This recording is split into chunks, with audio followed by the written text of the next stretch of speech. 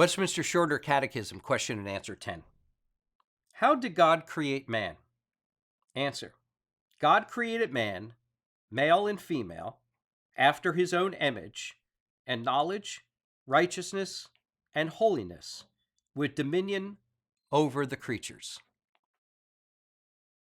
What we have here is a clear and simple explication of the teaching of Holy Scripture in Genesis chapter 1 and in Genesis chapter 2.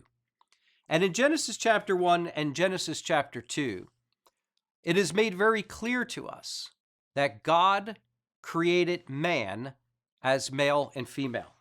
I would like to share with you the clear teaching of Scripture in Genesis chapter 1. Genesis chapter 1, beginning in verse 26, it says this: Then God said, Let us make man in our own image, after our likeness, and let them have dominion over the fish of the sea, and over the birds of the heavens, and over the livestock, and over all the earth, and over every creeping thing that creeps on the earth. So God created man in his own image. In the image of God he created him. Male and female he created them. What we find here in Genesis chapter 1 is the very profound truth that God created one humanity. In Genesis chapter 2, we are told that we have the man, Adam, and then later on, Adam identifies and names the woman who was taken from his rib as Eve. There are two genders that make up the one humanity. And God has, in fact, given it into the creation to be built this way, in order that there might be a male and a female that becomes the source of the procreation of all of humanity. The Westminster Shorter Catechism goes on, and it explains that God had created man, male and female, after his own image. This means that, as we just read, that man, consisting of both male and female, of two different and distinct genders, constitutes the image of God.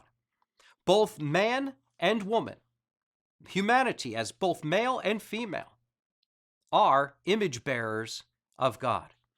This means that men, just as women, bear the image of God. All humans, whether female or male, are image bearers of God. That's the way that God created and intended for humanity to be made.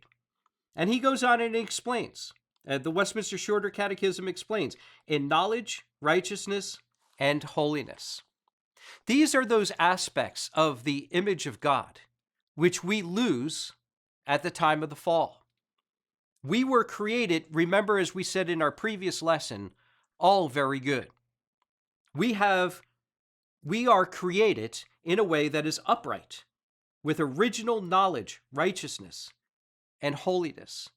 And that, of course, we lose in the fall. We lose original knowledge, righteousness, and holiness because of sin. Now, how do we know that? Well, it's very clearly taught to us in Scripture, particularly two places in the New Testament I would like to direct your attention. First of all, I'd like to direct your attention to Colossians chapter 3, verse 10, where it says, And you have put on the new man, which is renewed in knowledge after the image of him that created him. And then in Ephesians chapter 4, verse 24, where it says, And that you have put on the new man, which after God is created in righteousness and true holiness. So what Paul is teaching us in both Colossians and Ephesians is that the image that we have lost consists of knowledge, Colossians, and then also righteousness and holiness, which is taught to us in Ephesians.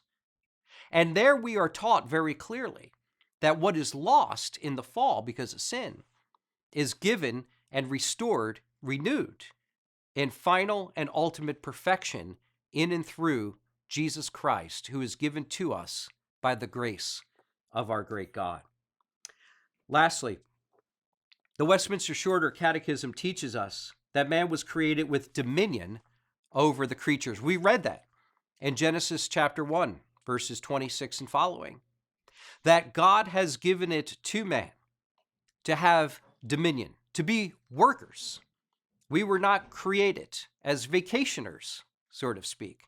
We were created as workers, those who have responsibility, who have stewardship over the creation in order to work the creation in accordance with the law of God in such a way that it gives God glory and, of course, is for our good as we give glory to Him in the work of our hands.